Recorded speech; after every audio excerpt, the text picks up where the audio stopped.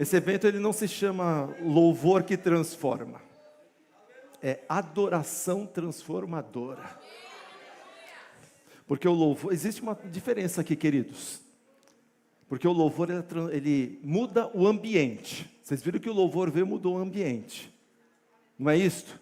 Só que a adoração, ela muda o adorador. Quando você se torna um adorador, você começa a ser mudado, ela vai te mudar. O louvor vem, ele muda esse ambiente. Mas a adoração vem, mexe com... A gente está nesse ambiente aqui, nesse evento chamado adoração transformadora. Mas o que transforma? Não é a música que transforma, não é a iluminação, não é a decoração. Aliás, linda decoração. Mas o que nos transforma, queridos, é o impacto de entender quem Deus é e o que Ele fez por nós. Eu estava olhando os louvores que foram entoados aqui, falei, meu Deus, para que eu vou subir lá? Vou repetir tudo que foi cantado, tudo que foi ministrado, profetizado aqui.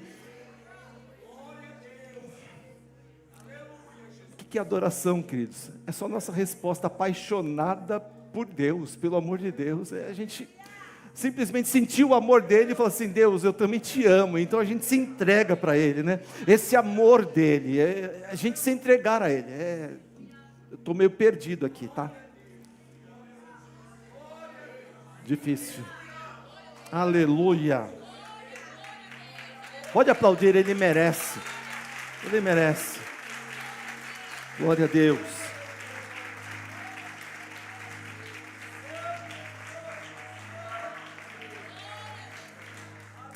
Eu estava no caminho, voltando do trabalho, vindo para cá, ali na Serra da Cantareira. Aí eu recebi o áudio do pastor Pedro, da comunidade Joy. Ele me pedindo desculpa, pastor, estou pisando na bola mais uma vez, porque era para ele pregar aqui, acabou que a mãe dele teve que ser internada no primeiro domingo desse mês, no segundo domingo. E aí o que acontece? Hoje ele viria para cá com o ministério de louvor dele, a esposa dele caiu, teve fratura, fazendo alguns exames. Aí eu mandei um áudio para ele, né? Pastor, me perdoa. Eu tenho orado pouco por você, meu irmão. A gente ora pouco por aquelas pessoas que a gente gosta, né? A gente deixa passar tantas coisas no nosso dia a dia, a gente acaba esquecendo de orar por amigos, pessoas queridas. Então, se você puder, ore por ele, tá bom, queridos? Mas vamos lá. Eu estava pensando, né? Quando o Igor chegou, falou para mim, pastor, prega João 3,16. Tá bom, preguei, preparei a pregação. Ontem à noite, falei assim, não esquece do jardim. Que jardim? O jardim, o senhor consegue fazer um sincronismo com o jardim? O senhor pregou uma certa vez, achei tão bonito, faz de novo. Aí a pastora Rita chegou no meu quarto lá, no escritório lá em casa, falou, 1h da manhã, você está acordado ainda? Você vai acordar cedo amanhã? Estou colocando o jardim aqui. Preciso colocar jardim na pregação, né? Fui incumbido disso. Cadê o Igor? Tá escondido, cadê? Está ali, né? Vem com esse jardim. Aí a gente vem com um jardim, né? Pediu, pastor. Mas eu fiquei pensando, qual que é a frase mais importante da Bíblia, né, para a gente? Às vezes a gente começa a pensar, né? A frase mais importante é o Salmo 23, o Senhor é o meu pastor, nada me faltará. Ou o Salmo 91, aquele que habita no esconderijo do Altíssimo, à sombra do Onipotente descansará. Ou Filipenses 4,13, né? Aquele tudo posso naquele que me fortalece. Ou até mesmo João 8,32, e conhecereis a verdade vos libertará. Queridos, todos esses e muitos outros versículos da Bíblia são importantes. Mas o mais importante é João 3,16. Porque Deus amou ao mundo de tal maneira que deu seu Filho unigênito, para que todo aquele que nele crê não pereça, mas tenha a vida eterna. Você pode esquecer todos os versículos da Bíblia, mas se esse versículo estiver na sua memória, você guardá-lo, você pode ter aí, aliás, pode ter não, você vai ter a ferramenta suficiente para você ser salvo. Porque nesse verso, quer dizer, nesse versículo, está resumida toda a história. Nós temos a criação, nós temos a queda, nós temos a cruz, nós temos a graça, nós temos a crucificação, e nós temos a redenção, e nós temos a eternidade em um único versículo. Aliás, talvez você não tenha percebido, mas a Bíblia ela começa com um jardim, e nesse jardim há uma árvore da vida. E a Bíblia termina também com uma cidade que tem também uma árvore da vida. E o momento mais importante da nossa salvação também acontece em um jardim. Parece que Deus, foi falado aqui, né? No jardim. Parece que Deus gosta de encontrar o ser humano, o homem, a mulher no jardim. Hoje esse palco está decorado até mesmo com um jardim. E eu quero te convidar a caminhar então por 2 jardins da Bíblia comigo. Pode vir comigo, querido? Amém? João 3,16. Porque Deus amou o mundo de tal maneira. Porque Deus amou. Não diz que porque o homem amou, porque o homem buscou, porque o homem correu atrás. Não, porque o homem mereceu. Tudo começa em Deus. A religião vem ensinar para a gente que o homem procura Deus, mas a Bíblia Sagrada nos mostra diferente. Foi Deus quem foi procurar o homem. É o Deus que vem atrás de nós. Quando a gente vai para o primeiro jardim da Bíblia, nós vemos ali Adão, Eva, o homem peca. Ele se esconde atrás de árvores, ele pega folhas de figueira para tentar esconder a sua vergonha, a sua rebelião contra Deus. Aí de repente aparece Deus e faz uma pergunta que atravessa toda a Bíblia. E ele pergunta: Adão, onde estás? Deus nunca perdeu Adão. Foi Adão quem perdeu Deus. É sempre Deus. Quem foi procurar foi Deus, queridos. Quem foi atrás foi Deus. Quando a gente vai para a Bíblia, a gente vai nas parábolas de Jesus, e a gente vê aquela parábola da ovelha perdida, é o pastor que vai atrás. Quando a gente vê a parábola do filho pródigo, que ele vai embora, deixa o seu pai, deixa a sua casa, e vai para fora, quem fica esperando é o pai. É sempre Deus tomando a iniciativa. E João começa a escrever aqui as palavras de Jesus, porque Deus amou ao mundo, foi Deus. A história da salvação começa com Deus, andando em um jardim, procurando um pecador. Adão, onde estás? Deus não amou uma maquete perfeita. Deus amou o mundo, amou o ser humano. Essa palavra mundo no original é a palavra cosmos, e na Bíblia ela retrata a humanidade longe de Deus, a humanidade perdida, a humanidade cheia de falhas, de orgulho, de preconceitos. E Deus olha lá do céu para esta bagunça que nós criamos e que nós somos. Ele olha para nós e Ele ama. Não tem aquela canção, que amor é esse? E eu me pergunto, que amor é esse? Um Deus que olha um mísero pecador. E 3,16 diz: porque Deus amou o mundo. Deus olhou e decidiu amar.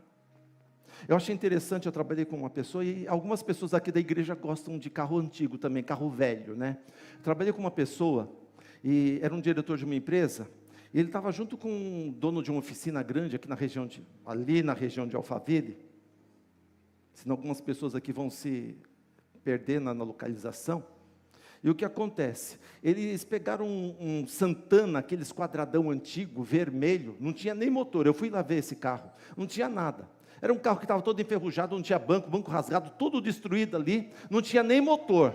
E os dois conversaram assim: vamos reconstruir esse carro? Vamos.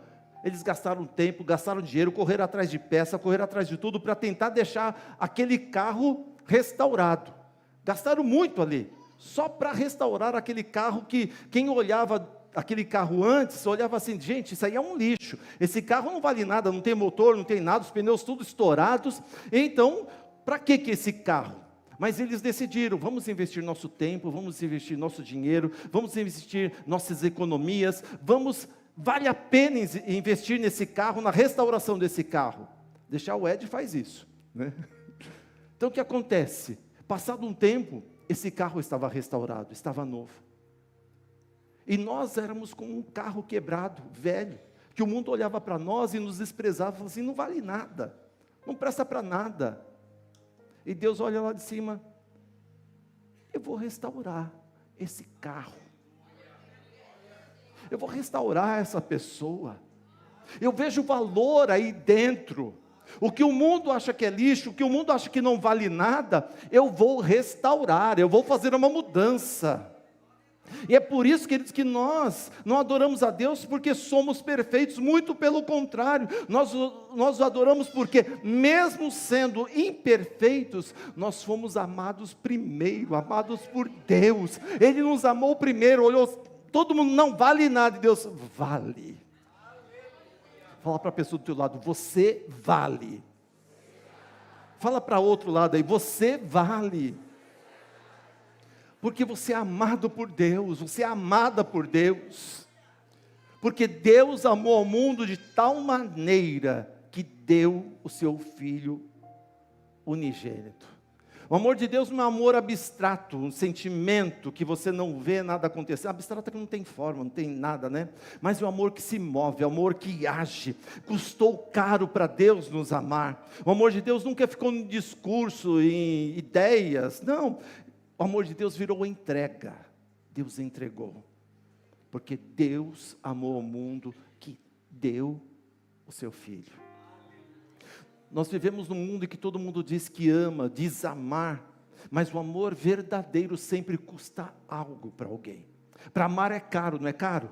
Pais sabem disso, você que é pai, você sabe disso, não é isso? Você tem seu filho, você vai trabalhar para o teu filho ter um futuro, ter uma boa escola, uma boa educação, ter conhecimento, você vai investir. Você que é mãe sabe muito mais ainda, né? Que a mãe traz a luz, a mãe ela alimenta, a mãe cuida, a mãe trata, a mãe cuida dos feridos, dos ferimentos, a mãe vai ali. Quem é casado também sabe. Os casais sabem que o amar custa, né? Quando a gente casa, pelo menos no meu caso é assim, né? A gente deixa de comprar para nós, para comprar para o cônjuge, para a esposa. Eu compro para minha esposa então, volta e meia aparece com uma coisinha para mim, olha, eu comprei uma camisa para você. Puxa vida, eu já tenho vários. Não, lembrei de você. É isso, você deixa, é o altruísmo, né? Você deixa de pensar em você para fazer para outra pessoa, porque quem ama é isso. Quem ama sabe que tem que entregar algo. Quem ama entrega tempo, quem ama entrega sono, quem ama entrega dinheiro, entrega orgulho, entrega perdão. Quem ama sempre está entregando algo. E Deus também. Só que Deus entregou o que Ele tinha de mais precioso. Ele não entregou dinheiro, não entregou um anjo. E nem como Roberto Carlos cantava, o pessoal mais antigo. Lá estou eu voltando no tempo, né? Roberto Carlos cantava, eu te darei o céu, o meu bem e o meu amor também, né? Deus não entregou nem o céu. Deus entregou o Filho dele. Deus deu o Filho dele. Na cruz, Jesus trocou de lugar conosco. Ele levou a nossa culpa para que nós levássemos a sua paz. A paz com Deus. É como se você estivesse aí todo endividado. Você tem uma dívida tão grande mesmo, que o banco te cobra direto e você não tem como pagar. Aí chega uma intimação para você, você é levado para um julgamento, para um júri, você vai diante do juiz, e o juiz fala assim, olha, a sua dívida está astronômica, e o banco está ali, o representante do banco está ali, e fala, olha, nós vamos levar a tua casa, vamos tomar a tua casa, você perdeu os seus bens, tudo que você tem vai ser do banco agora, porque você está devendo, e você vai ter que dar sua roupa, você vai ter que dar tudo, não vai te sobrar nada, e você pensa assim, e agora? Meu salário não dá para pagar nada, e saiu a sentença, e eu tenho que fazer o que da minha vida?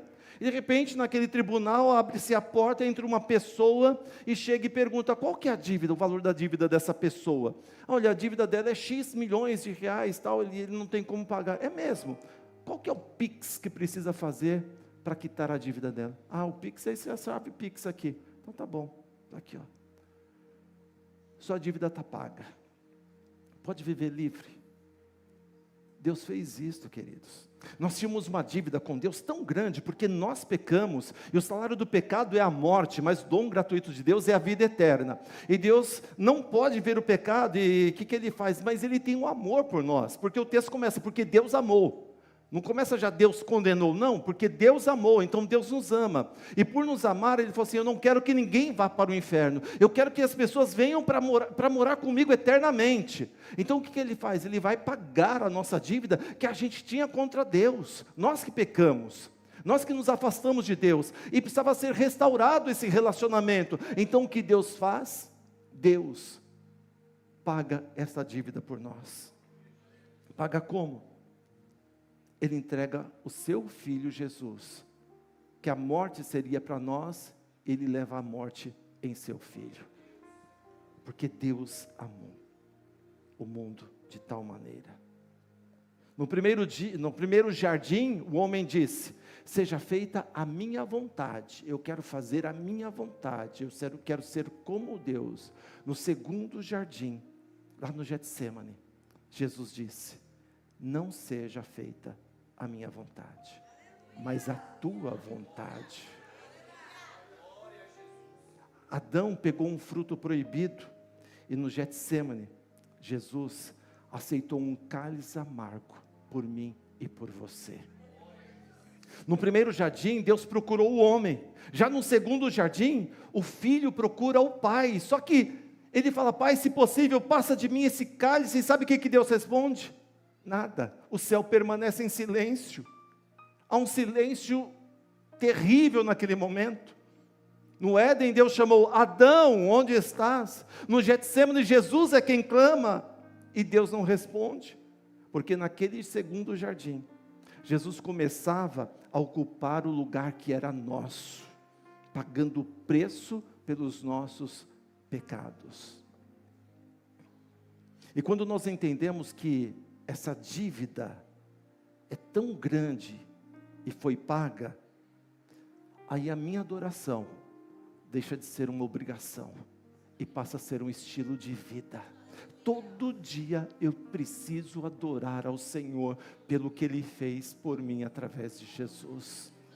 Todo dia eu preciso adorar ao Senhor, porque Deus amou ao mundo de tal maneira que deu o seu Filho unigênito, para que todo aquele que nele crê não pereça, mas tenha a vida eterna. E a pergunta continua ecoando até os dias de hoje: onde você está? É a pergunta que Deus faz. Não porque Deus não saiba onde você está, mas porque Ele deseja restaurar o relacionamento perdido lá naquele primeiro jardim. E o texto começa dizendo: todo aquele. Isso, quando a gente vê esse todo aquele, rasga toda a lista de exclusão. O texto não está dizendo presbiteriano, batista, perfeitos, religiosos, sábios, entendidos, pentecostais, assembleanos, neopentecostais ou qualquer tipo de pessoa, não. O texto está dizendo todo. Você pode dizer todo? Agora faz isso todo. Para você todo, é isso, é para você. O evangelho ele é inclusivo no convite, mas ainda precisa de uma resposta individual, minha e sua. É para todo mundo, mas eu preciso aceitar esse convite. Olha o contraste, né? O mundo vive classificando as pessoas. Enquanto o mundo classifica, Deus convida. Enquanto o mundo coloca uma marca em você, uma tarja em você, uma placa em você, Deus vem e te convida. Não importando o seu passado, não importando o seu sobrenome, não importando até mesmo o pecado que você cometeu essa semana ou hoje mesmo. O convite é universal, mas existe uma resposta individual, que é crer. Você precisa crer, você precisa ter fé no Senhor. Crer não é apenas concordar com a mente. Crer é confiar todo o peso da sua vida nas mãos dEle. Existe uma ilustração antiga e... para quem não me conhece, não tem visto eu pregar esses dias de domingo, queridos, eu estou com um problema sério, de memória. As minhas memórias estão voltando no passado. E tinha uma ilustração antiga, que contava sobre um trapezista, equilibrista de circo, Quem já foi em circo aqui? Quem não foi não é pecado não, tá bom, queridos? Depende do circo também, Aí o que acontece? Naquela época tinha o equilibrista, Ele pegava assim, tinha uma corda de ponta a ponta, duas colunas ali, uma corda, um cabo de aço, e aquele equilibrista, ele vinha ali com uma vara bem grandona e caminhava ali em cima daquela corda ali, colocava aquela vara, se equilibrava, Só que de repente, esse equilibrista, o que ele fez? Ele pegou um carrinho de mão, um carrinho de pedreiro, já viu o carrinho de pedreiro? E ele começa então a caminhar para lá e para cá com aquele carrinho, andando ali, com aquele carrinho. em cima daquela corda, vai para um lado, vai para o outro, tá? E você, de repente, imagina você assistindo isso daí, né? Olhando para cima, uau, sensacional, o cara é bom demais, né? Você fica ali e ele pergunta, você crê que posso levar alguém aqui dentro desse carrinho, nessa corda? E você fala, você é fantástico, você consegue sim. Aí aquele bicho fala assim, sobe aí que eu quero te levar. Você subiria? Dizer que crê em Deus, muitos dizem. Mas sentar no carrinho que Deus está carregando ali naquela corda, é confiar sua vida, confiar seus medos, confiar seus traumas, confiar o seu futuro na direção de Deus. Isso é fé que transforma, isso é fé que salva, é você se entregar plenamente, mesmo você olhando que é só uma cordinha ali, mas quem está controlando aquele carrinho é Deus, é confiar plenamente em Deus, sabe? E quando você faz isso, você não perece mais no medo, você não perece mais na culpa, na ansiedade, você passa a viver a eternidade hoje. É aquilo que Jesus falou, venha o teu reino, o reino de Deus já começa a fazer parte da tua vida hoje. É por isso que o texto de João 3,16 diz, porque Deus amou o mundo de tal maneira, que deu o seu Filho unigênito, para que todo aquele que nele crê, não pereça, mas tenha a vida eterna. Aqui é a parte mais bonita, porque vida eterna não é apenas vida para sempre, é começar uma nova vida hoje, começar uma nova vida agora. E não é apenas qualidade de vida, é quantidade de vida com a qualidade de vida. É a vida de Deus dentro de nós, Ele fazendo morada, habitação em nós. Porque tem gente respirando, mas não está vivendo. Tem gente que tem dinheiro, mas não tem paz. Tem gente que tem seguidores, milhares, milhões, mas não tem amigos. Tem gente que tem sucesso, mas não tem descanso. E Jesus veio oferecer vida. Vida. A Bíblia poderia ser resumida em 3 jardins. No primeiro, o homem perdeu a comunhão com Deus. No segundo jardim, lá no Getsemane, Jesus começa a restauração dessa comunhão. E no terceiro jardim, descrito lá em Apocalipse, nós voltaremos a viver para sempre com Deus.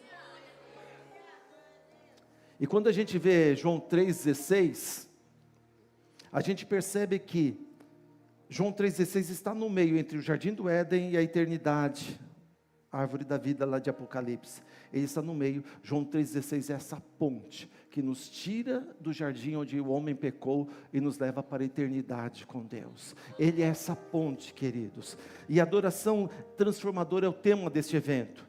A transformação acontece quando saímos da plateia e passamos a querer sentar no carrinho que Deus está carregando.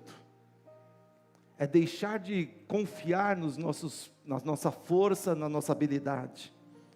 Isso muda muito a nossa vida. É você entender quem Deus é. Porque quando Jesus olhou para Zaqueu, ele viu um homem antes de ver um corrupto. Quando Jesus olhou e encontrou a mulher samaritana, ele viu uma alma antes de ver uma pecadora. Quando Jesus encontrou a mulher adúltera, ele viu uma vida antes de ver um pecado. E quando Jesus encontrou o ladrão ali na cruz, ele viu um homem que ainda podia ser alcançado pela graça do Pai. Presta atenção, Jesus nunca ignorou o pecado, mas também nunca reduziu uma pessoa ao pecado. E nessa noite, eu quero conversar com você que já é crente. A nossa irmãzinha aqui é aquela cheia da unção. Você pegar na mão dessa irmãzinha que você sai falando em línguas aqui, vai rodando até a tua casa lá, ó. Jesus amado, né? Quem vê tamanho, cadê ela? Está ali escondidinha? Minha irmã do céu, ó, nuvem de glória ali, né? Então o que acontece? Ela ministrou sobre essa questão de nós voltarmos, relembrarmos. Acho que a gente tem problema de amnésia, a gente que é crente. Já percebeu isso? Chega um momento da nossa vida, a gente perde a memória. Memória de quem nós somos em Deus. Esquecimento. A gente esquece de ser um adorador diante do Senhor. A gente esquece de quem Deus é na nossa vida, e o tempo vai passando, e a gente se perde. E hoje, meu irmão, minha irmã, você está aqui, você que já é crente, cristão, evangélico, o título que você quiser. Para Deus não é título, queridos. para Deus é um filho, uma filha que está aqui, que se esqueceu quem é Deus, e você se perdeu no meio do caminho, e deixou de ser um adorador, uma adoradora. E Deus quer que você volte a confiar a sua vida nesse Deus que está carregando o carrinho. Você tem, querido, desejado caminhar com seus passos, mas é melhor estar lá em cima na corda, no carrinho com Deus, do que você caminhar sozinho aqui nessa terra. E a gente esquece disso. Feche seus olhos por um instante, sentado mesmo. Será que você não esqueceu quem Deus é? De repente você está anos na igreja. Jesus está falando para você olhar para João 3,16 e voltar para o carrinho, voltar para a presença do Senhor, se tornar um adorador novamente. Você sentiu isso hoje durante os louvores, mas o louvor só muda o ambiente, mas você precisa ser um adorador para mudar a tua vida. A adoração vai mudar o adorador, e a adoração é dia após dia, rotina, todo dia adorando ao Senhor. Fale com Deus neste momento. Senhor, neste momento, aqui está, Senhor, a tua igreja, que, Senhor, ó Pai, tem vivido o esquecimento, ó Pai, esquecimento de quem Tu és, deixado de crer plenamente em Ti, e neste momento, meu Deus, restaura, Senhor, ó Pai, esse relacionamento e a fé no Teu Filho, porque João 3,16 diz, aquele que crê, e nós cremos, Senhor, nesta noite. Toma, Senhor, as rédeas da nossa vida. Nós sentamos novamente no carrinho em que o Senhor está carregando, nesse trapézio, nessa corda da vida, no nome de Jesus.